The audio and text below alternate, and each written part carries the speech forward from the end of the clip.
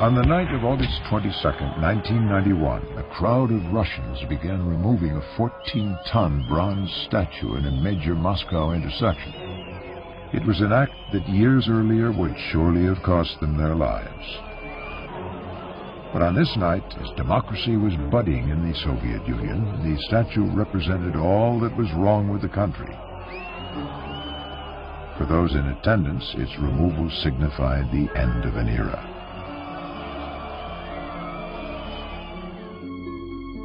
The man whose likeness the 40-foot-high sculpture depicted was Felix Dzerzhinsky, one of Vladimir Lenin's closest associates.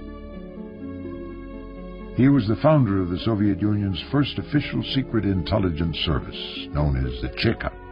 After the 1917 revolution, the Cheka began the brutal suppression of any and all opposition to the new communist regime.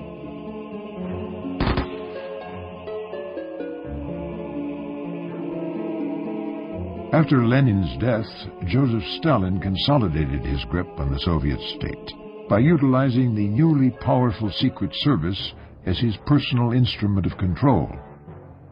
First, Stalin eliminated his political rivals. Then he unleashed an unparalleled reign of terror against ordinary Soviet citizens. Throughout the 1930s and 40s, millions died in bloody purges at the hands of Stalin's secret police, now called the NKVD. The NKVD spread a deadly network of agents around the world. Assassins routinely murdered ideological opponents abroad, the most famous being Trotsky, who was assassinated in Mexico in 1940. And NKVD spies routinely gathered vital military secrets from friends and foes alike. They penetrated top-secret British and American nuclear facilities and provided Russian scientists with highly detailed information on America's development of the atom bomb.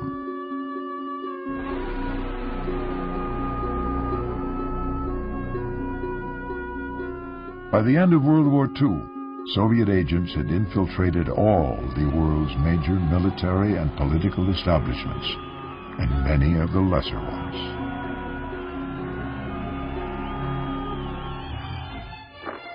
At the beginning of the 1950s, the NKVD got a new name, one that would instill terror in the Western world: the KGB.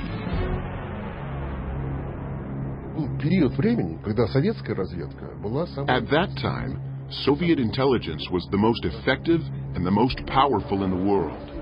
Many Western scientists and intellectuals were grateful to the Soviet Union, which had lost over 20 million lives in the war against Hitler. Perhaps they felt they had survived because of Soviet sacrifices and efforts. They believed that this country, regardless of its political structure, deserved equal military status with the West, and first of all, with the United States. This mentality gave us access to the all-important military and scientific secrets of the West. This situation helped the KGB recruit new agents. Joseph Stalin and the Soviet leadership wanted to use their victory in the Second World War to expand Soviet influence into Eastern Europe, and even farther, to the West. The United States prepared contingency plans of its own. One plan even provided for a nuclear attack on 20 major Soviet cities and industrial centers, including Moscow and Leningrad. The line was drawn, with the United States and Great Britain leading NATO countries on one side and the Soviet Union and the Warsaw Pact countries on the other. For the KGB, the United States became enemy number one. The Cold War had begun. In order to counteract Soviet expansion, the U.S. set up a chain of military bases capable of delivering nuclear strikes into the heart of Russia. Bases were located in Great Britain, Italy, Turkey, and many other countries. In 1946, we started working against the American and British military's strategic bases, which had been set up to encircle the Soviet Union. We made plans to destroy them in case of war. We had selected and trained quite a number of agents, which we had handpicked from our prisoners of war. They were the ones who were to carry out these operations. Beginning in 1946, Stalin initiated an active campaign to thwart perceived American influence within the Soviet Union, including within the KGB itself. Stalin wanted to cut off the country from all Western influence. He instituted show trials against so-called Westernizers. Along with tightening the screw against foreign influence, Stalin also started a fierce campaign against Soviet Jews as a result of the failure of his Mideast policy. In 1948, Stalin had planned to use Israel as a key Soviet stronghold in the Middle East. He knew that many of the Israeli leaders, such as President Golda Meir, were former socialists, born or educated in Russia. He believed that world Jewry would be grateful to the Soviet Union for its major contribution to the defeat of the Nazis. On Stalin's orders, Soviet intelligence secretly supported the Jews in Palestine in their struggle against the British. And the Soviet Union was one of the first to vote in the United Nations for the creation of the Jewish state. But from its very birth, it was evident that Israel had no intention of building a socialist state on the Soviet model. On the contrary, Israel looked to the U.S. as its closest ally. Stalin felt betrayed and turned his wrath on the Jews in his own country, from the most humble to the most prominent. Solomon Mihoils was famous in the Soviet Union as an actor and theater director. He formed and chaired the Jewish Anti-Fascist Committee. In 1943, Stalin sent Mihoils on a war fundraising tour to the United States.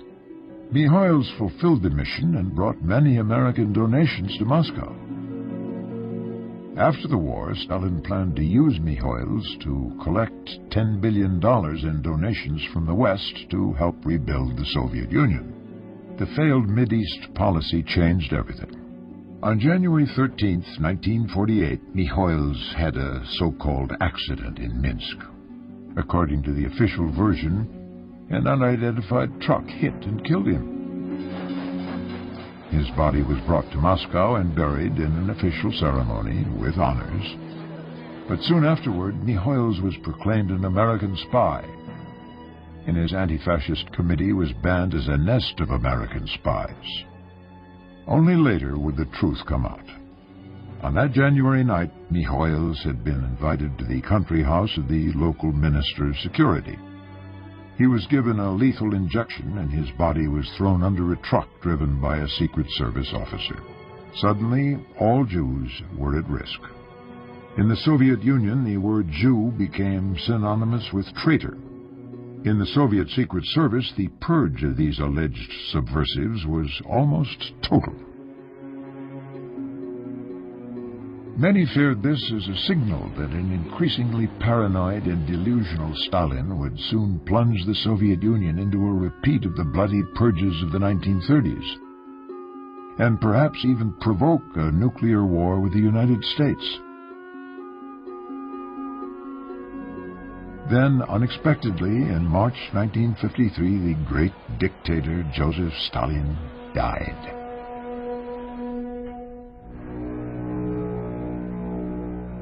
A new Soviet leader emerged, Nikita Khrushchev, and he would use the KGB agents as his frontline troops in the Cold War.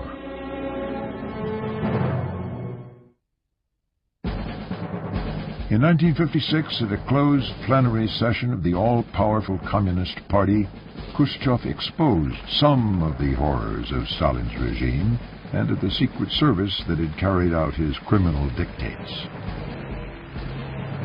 Just the little he revealed caused a sensation. Many of those present cried. Some even fainted. For the KGB, it was a time of uncertainty. After the Congress of the Communist Party in 1956, there were investigations into the illegal methods used in the secret security services. Many officers were dismissed. Some of them were punished. A lot of new people came into the KGB from the Ministry of Foreign Affairs, the Institute for International Relations, and the Institute of Foreign Trade. In 1958, Khrushchev fired Ivan Serov, the thuggish head of the KGB. He had been heavily involved in Stalin's bloody purges.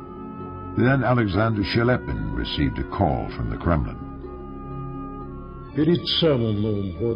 Just on the eve of the new year, Khrushchev called me in for a meeting. He said he would recommend me for the position of the new head of KGB. He said we need a new, energetic man to lead the fight against the old elements in KGB, to carry on the process of rehabilitation of the purge victims. I said, Nikita Sergeyevich, I greatly respect you, but I cannot accept the position. I can't. I'm scared even to walk past the headquarters. I just can't. He said, you should not worry about it.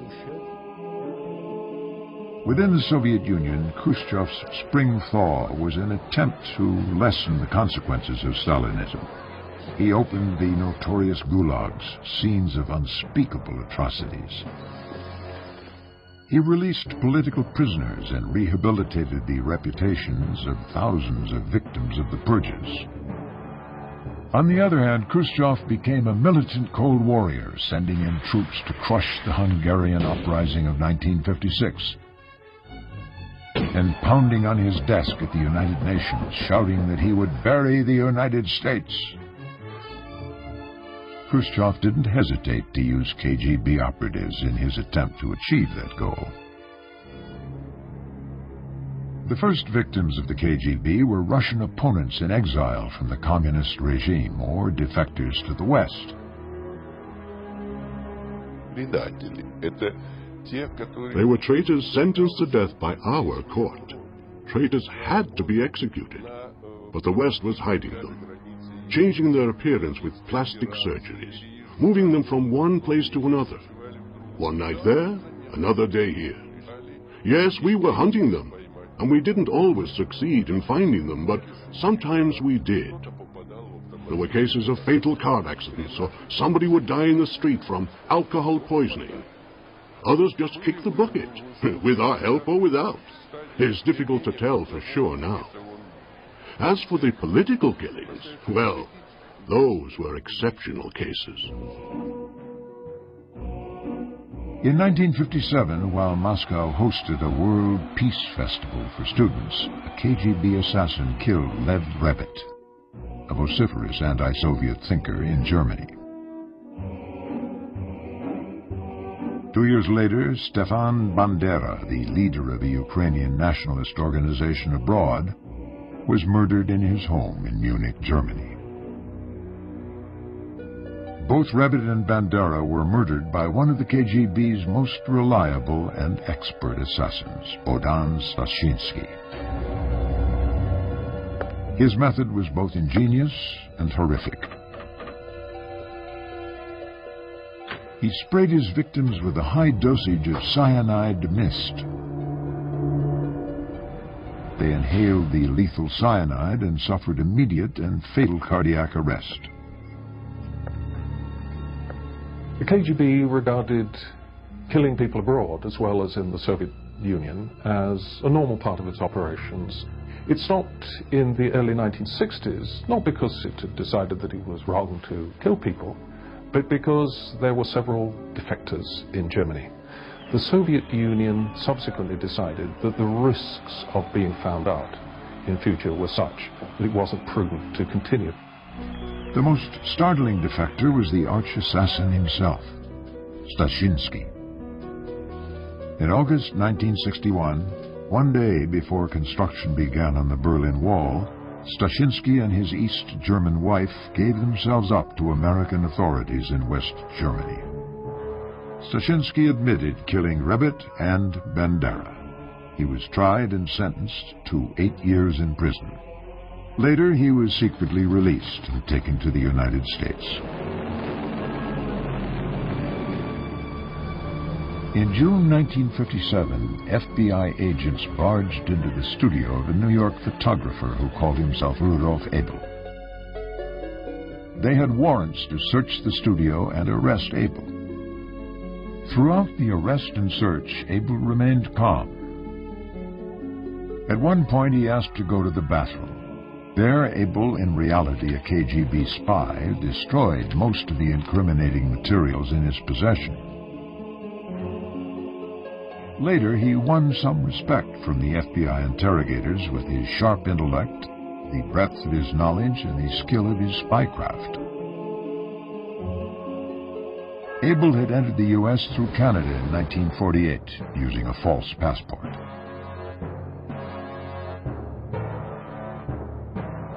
Over the course of 9 years, he sat up and ran from his New York studio what was perhaps the most effective Soviet spy operation ever. Colonel Rudolf Abel was probably the best spy that Soviets ever had in the United States. He was more a spy master than a spy. In other words, he ran an organization. He was trained in the Soviet Union, fluent in several languages. He ran a network out of New York. People would report to him, and he would handle their reports. I believe, to this day, the extent of his activities is not known. Rudolf Abel's agents passed him information on nuclear weapons, the newest strategic and technological developments in the American military, as well as highly confidential political secrets. Abel was sentenced to 30 years in prison. The Russians, however, wanted their valuable spy back. Their chance came in 1961. On May 1st, Soviet missiles shot down an American spy plane, the U-2, over Soviet territory. The pilot, Francis Gary Powers, was captured. The Soviets offered to exchange Powers for Abel. By an official letter, President Kennedy agreed to the exchange of the two top spies.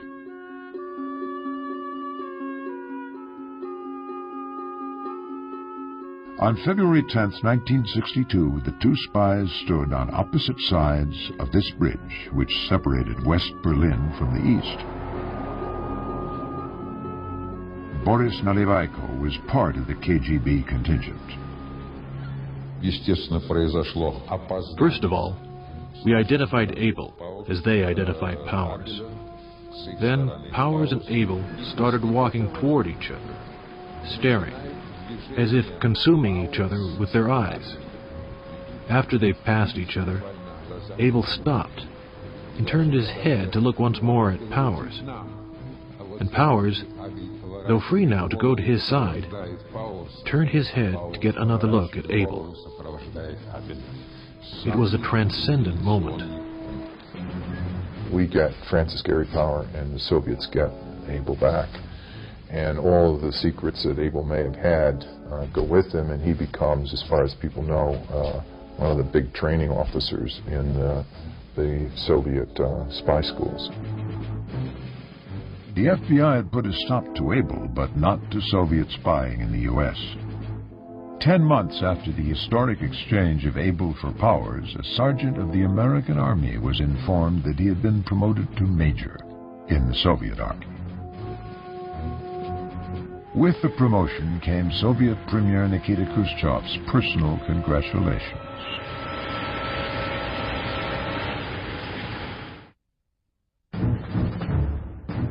For 11 years, Sergeant Robert Lee Johnson, a U.S. Army soldier, had been on the payroll of the Soviet Union. As a security officer at U.S. missile bases in California, he passed along invaluable military information, including at one time a sample of missile fuel to the Russians. But he filed his most damaging reports after he was transferred to security at the U.S. Armed Forces Courier Center, at Paris's Orly Airport.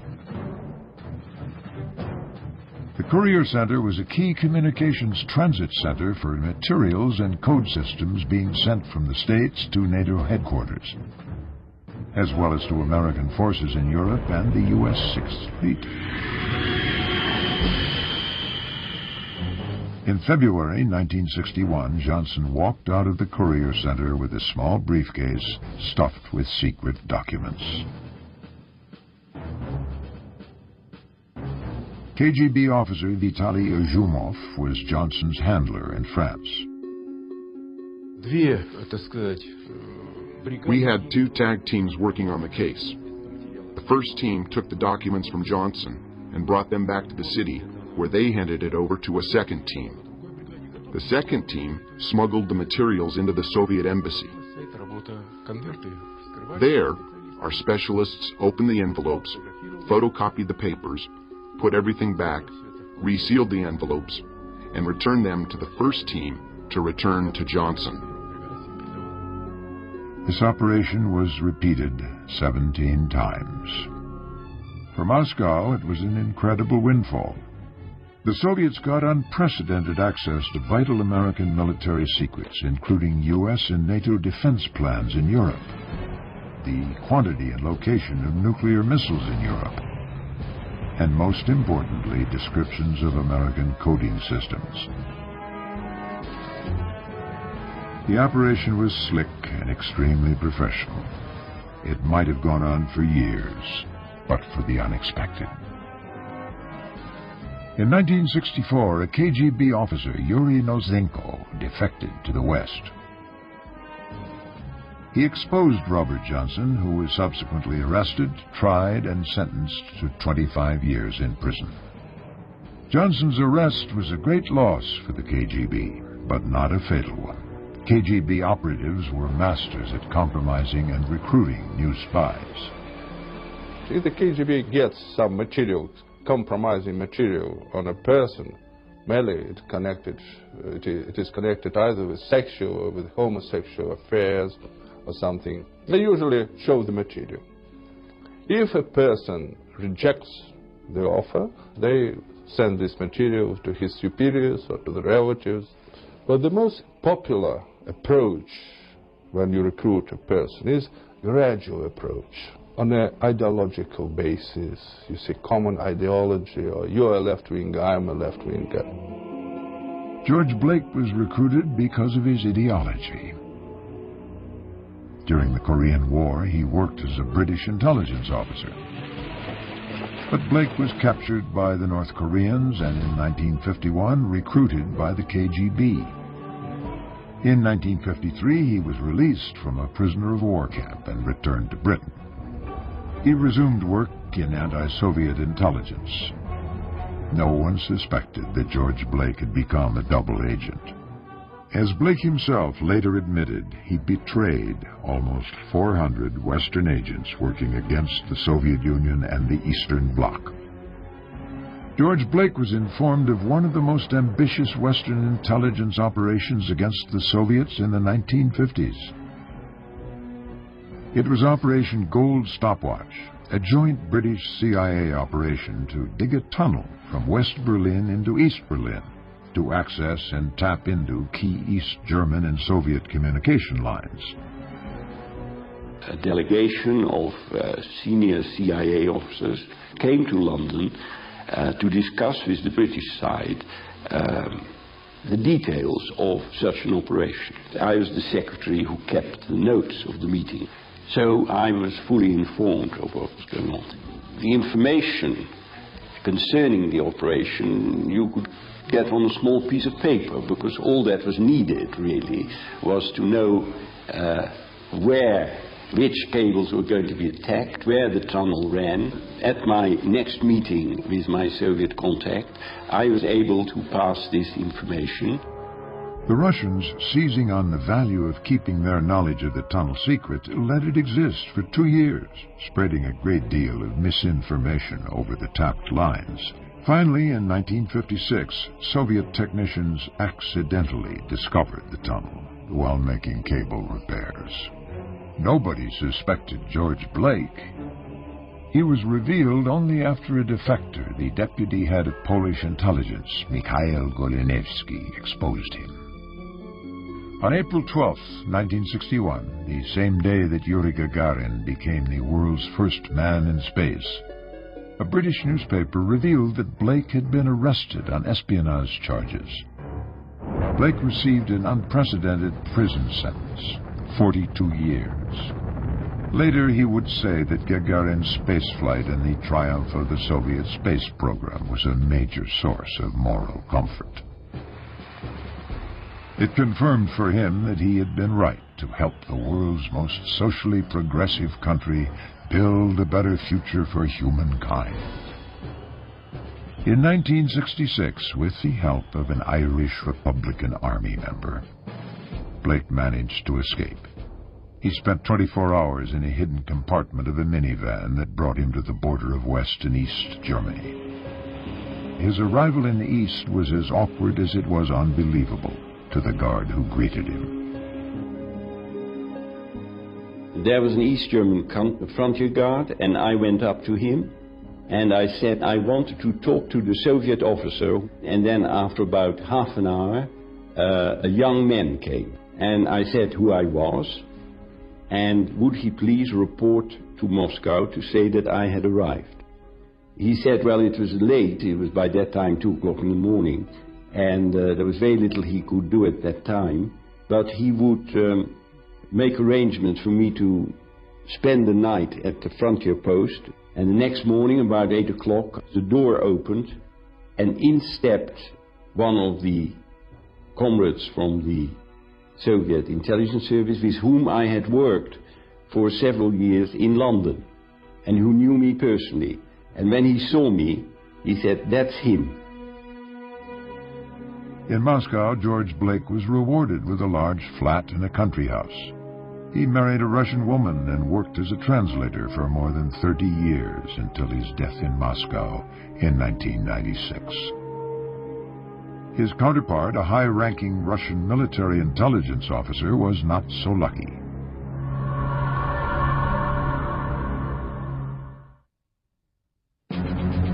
In the spring of 1961, Soviet Army Colonel Oleg Penkovsky offered his services to American and British intelligence.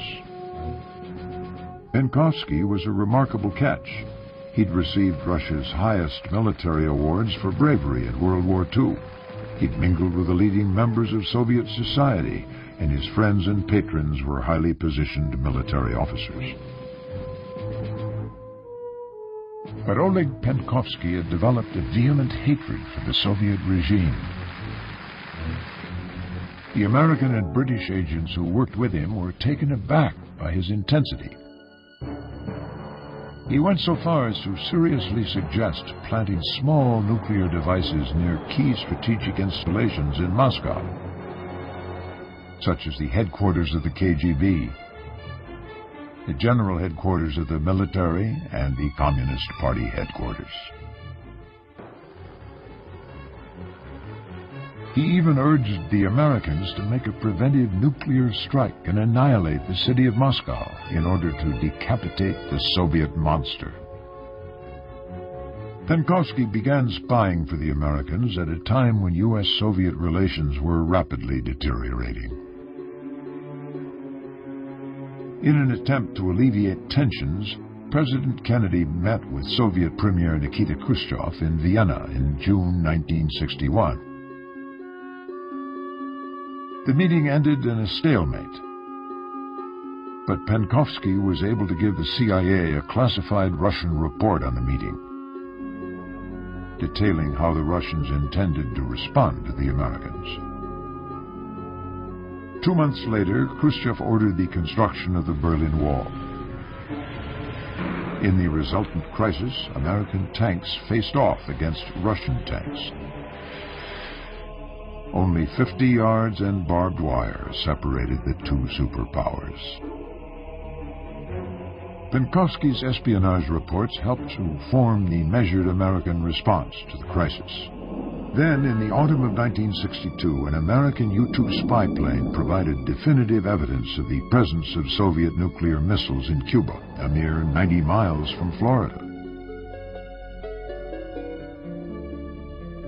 top-secret Soviet missile manuals stolen by Penkovsky gave the Americans critical information on missile assembly procedures, launch times, and trajectories. These missiles were capable of striking major military bases and urban centers in the continental United States.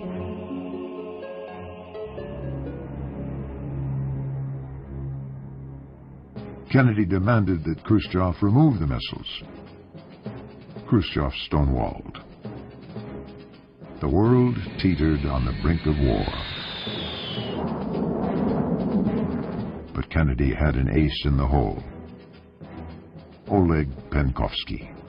His secret reports detailed the Soviet Union's strategic plans in the event of war and provided a complete description of Soviet strategic nuclear missile forces, including the number of nuclear warheads and their capacity. Penkovsky's information revealed that the Soviet Union was decisively lagging behind the West in the nuclear arms race by a ratio of 17 to 1.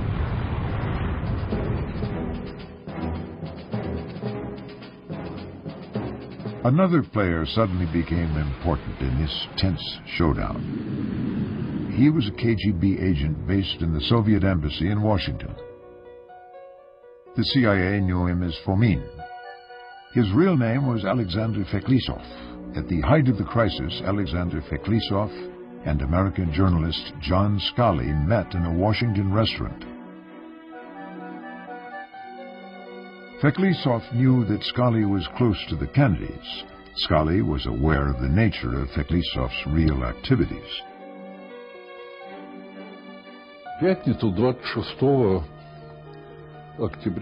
On Friday, October 26th, we met at the Occidental Grill restaurant. The situation was increasingly aggravating. Scully said, "It's a hard time for Kennedy, you know. The army is pushing for a military solution. They want to go in and bomb all the Soviet installations on Cuba, and then invade Cuba and depose Fidel Castro." I answered, "If you invade Cuba, then Khrushchev will retaliate, most likely in West Berlin."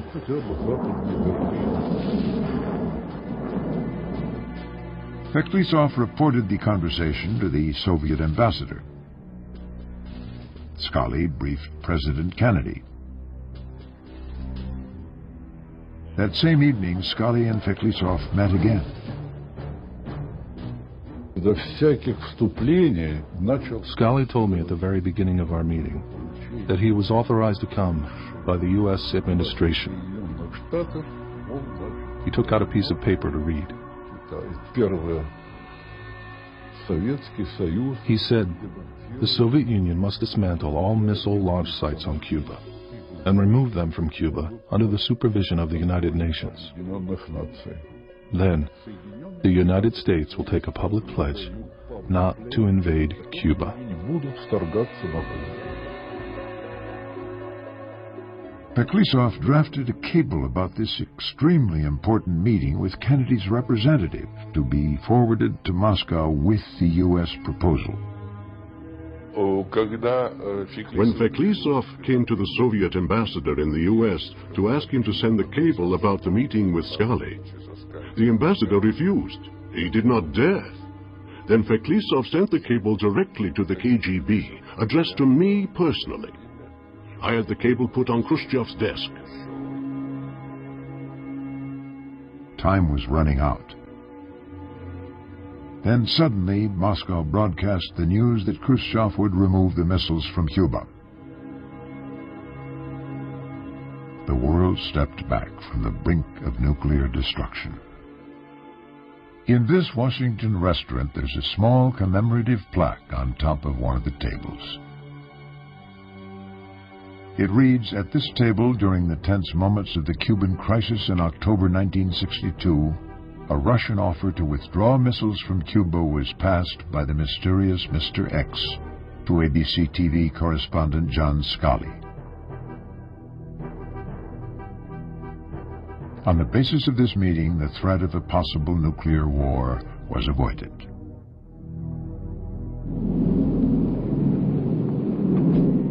Khrushchev's erratic policies, both abroad and at home, had made him powerful enemies within the Soviet hierarchy. Some experts suggest that Oleg Penkovsky may have been used by them to get at Khrushchev. Penkovsky, добывающий офицер. Penkovsky was an officer with limited clearances. He had no authorization to know the secrets of the Soviet General Headquarters, such as how many strategic missiles we had, what kind they were, how they were armed. But somehow Penkovsky found out. Somebody had to give him access to these documents. Oleg Penkovsky's secret informants are a mystery to this day, but it is known that the Army's top echelons were increasingly dissatisfied with Khrushchev and his nuclear brinksmanship. It may be that by channeling information through Penkovsky, the Army's top echelons were trying to undermine Khrushchev. By now, time was running out for Penkovsky. The KGB was hot on his trail. We followed him for a long time, twice on various pretexts. We prevented him from going abroad. We wanted to trace all his handlers and communication links. This is the apartment building in Moscow where Oleg Penkovsky lived. On November 2nd, 1962, a few days after the peaceful outcome of the Cuban Missile Crisis, Penkovsky was arrested. KGB counterintelligence had been effective. Penkovsky managed to work for the West for only a year and a half. In a highly unusual move, Penkovsky was put on public trial. No spy has ever been tried like that in the Soviet Union. Neither before nor since. It's a shame for the country. We caught a military intelligence colonel spying red-handed, so let's kill him. Kick him till he's dead. Burn him alive in a furnace. Do whatever you want. But why expose him to the whole world? My explanation is that it was necessary to show the world that he was alone, acting on his own with no collaborators. It was a show trial, to prove that there was no conspiracy. But I think that there was a group of highly placed people acting through him. Penkovsky was sentenced to death and executed.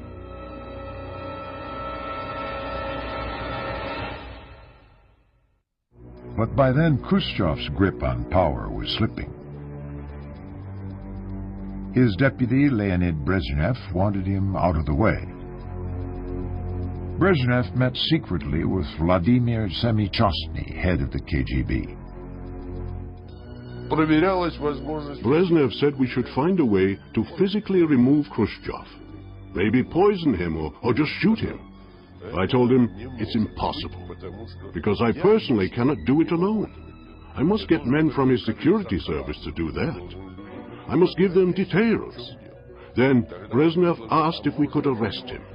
I said, Leonid Ilyich, if you want the KGB to take part in this, only the plenary session of the Central Committee can give such an order. I won't do it otherwise.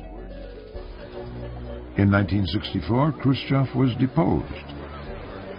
Leonid Brezhnev became Russia's new premier.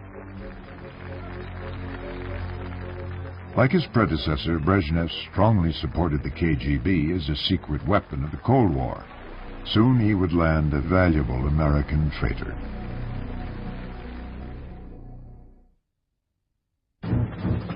In 1968, Czech Premier Alexander Dubček, riding a wave of popularity, moved to make his country more democratic. Leonid Brezhnev crushed the Prague Spring with tanks. The KGB was among the first to feel the backlash of the brutal suppression of the democratic movement in Czechoslovakia. 1968 was a black year for the KGB. After the events in Czechoslovakia, some of our foreign agents working for ideological reasons refused to cooperate with us. The Soviets felt the reverberations for years. In 1971, in an unprecedented move, the British government expelled 105 Soviets suspected of espionage activities. Similar expulsions followed in other European countries. It was an unanticipated and serious blow to the KGB. It became harder to place our agents. The Americans and British started doing what we had been doing since the October Revolution. They infiltrated our service even more. At times they created an impression that we had a big success, and years later we found out that we had been taken in by a double agent. We became cautious, afraid to make a move. They achieved their goal. But even in its decline, the KGB remained a force to be reckoned with, as the Americans were to discover to their great cost. One of the KGB's most valuable recruits in the late 1960s was an American naval officer named John Walker. About 1967, and the records vary whether it was 67, 68, Walker literally walked into the Russian embassy and offered to spy for them. He gave them copies of classified communications. He gave them access to key cards, which could read our crypto machines. These were the family jewels of American intelligence.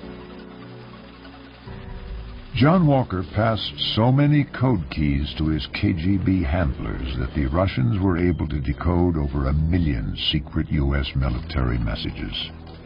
Among the many casualties of John Walker's betrayals were a series of American bombing missions during the Vietnam War. Too often, the CIA and Pentagon got the impression that, impossible as it seemed, the North Vietnamese seemed fully aware of American bombing runs, targets, timing, and payload. Before the planes were even airborne, the North Vietnamese were ready, thanks to John Walker. Walker was a new type of agent, completely uninterested in ideology, passionately interested in power and money. For 17 years, Walker evaded notice and suspicion. Finally, a KGB defector named him as a longtime Soviet mole. Walker was arrested and sentenced to life in prison. Under Brezhnev, the stagnation of Soviet society accelerated, and KGB repressions escalated to levels unseen in previous years. The so-called establishment didn't blame itself. Instead, it laid the blame for a country's ills on the dissident movement. Soviet dissidents had been mounting a campaign to expose the corruption of the Soviet state and the cruelty of the KGB. The head of the KGB from 1967 to 1981, and shortly thereafter leader of the Soviet Union for 2 years, Andropov, was obsessed by what he called ideological subversion, ideological sabotage.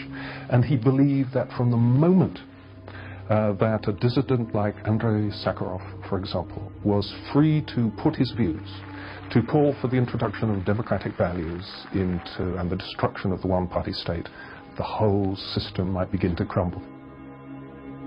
Nobel laureate physicist Andrei Sakharov was the father of the Russian hydrogen bomb.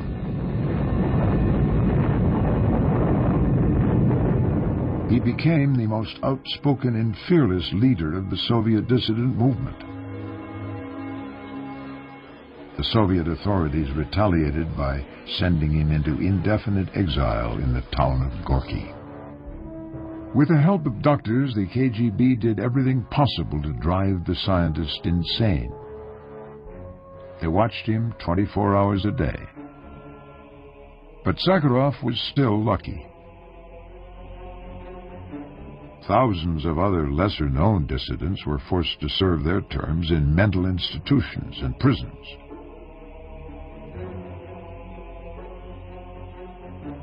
All the way through the Cold War, the KGB is obsessed with dealing with its ideological opponents. It's not simply an intelligence-gathering organization. In the last years of the great Soviet Empire, the ever-growing number of KGB defectors to the West marked the decline of the once mighty communist state. More Secret Service officers fled to the West in the last 15 years of the Cold War than in all the previous years of the Soviet Union's existence. In 1974, British intelligence recruited a high flyer in Soviet intelligence in the KGB, Oleg Gordievsky. And by the time that he was discovered in 1985, he was actually the head of Soviet intelligence operations in Britain. He made one of the great escapes in the history of intelligence. He became the first and only KGB officer in the history of the Soviet Union to manage to escape from the Soviet Union while he was under surveillance. I worked for Great Britain in total for 11 years. From the very start, I knew I could be arrested and executed at any moment. Then the KGB caught me. I was taken from London to Moscow, and the KGB drugged and interrogated me. Even under drugs, Oleg Gordievsky revealed nothing. But he knew his time was running out. My apartment was completely bugged. KGB agents followed me in the street wherever I went. How did I feel? I was terribly scared. I felt like a rabbit followed by a pack of pythons. I knew they could kill me any day. It was a terrible feeling. There was a moment during the days of the Moscow International Youth Festival when they eased up their grip on me, and I decided I must flee. One morning, Gordievsky donned his jogging outfit and left his Moscow apartment for his morning jog. First, he followed his usual route. Then, he simply disappeared. According to the plan of escape, Gordievsky was to get to Leningrad. He did so by frequently changing his mode of transport from car to train and back again to shake off any KGB tail.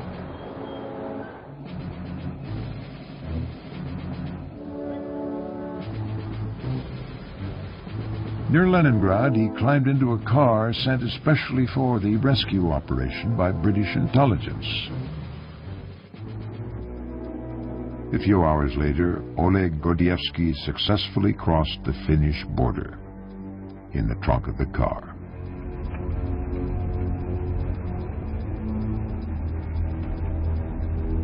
By the mid-'80s, the game was winding to a close. In 1985, the new Soviet leader, Mikhail Gorbachev, declared a radical shift in Soviet policy.